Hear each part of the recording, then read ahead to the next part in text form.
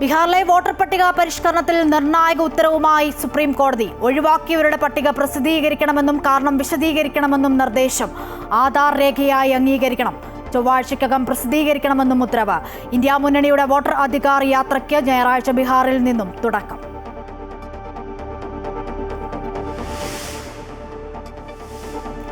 ഉത്തരേന്ത്യയിൽ ശക്തമായ മഴ. ജമ്മു കശ്മീരിലെ കിഷ്ത്വാർ ജില്ലയിലെ മേഘവിസ്ഫോടനത്തിൽ 33 മരണം. ഹിമാചൽ പ്രദേശിലും ഉത്തർപ്രദേശിലും മേഘവിസ്ഫോടനത്തിൽ കനത്ത നാശം. ഡൽഹിയിൽ റെഡ് അലർട്ട്. കേരളത്തിൽ 5 ദിവസം വരെ മഴ തുടരുമെന്ന് മുന്നറിയിപ്പ്.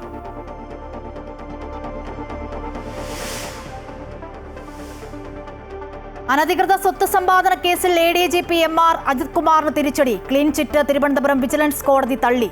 നടപടി അജിത് കുമാറിന്റെ ഭാര്യ സഹോദരന്റെ പേരിൽ കവടിയാറിൽ ഭൂമി വാങ്ങി ആഡംബര വീട് പണിതതിൽ അഴിമതി ആരോപിച്ചു. ഡിജിറ്റൽ സാങ്കേതിക സർവകലാശാലകളിലെ VC നിയമനത്തിൽ സെർച്ച് കമ്മിറ്റി പട്ടിക നൽകാൻ തിങ്കളാഴ്ച വരെ സമയം അനുവദിച്ച് സുപ്രീം കോടതി. പട്ടിക തയ്യാറാക്കി സർക്കാർ.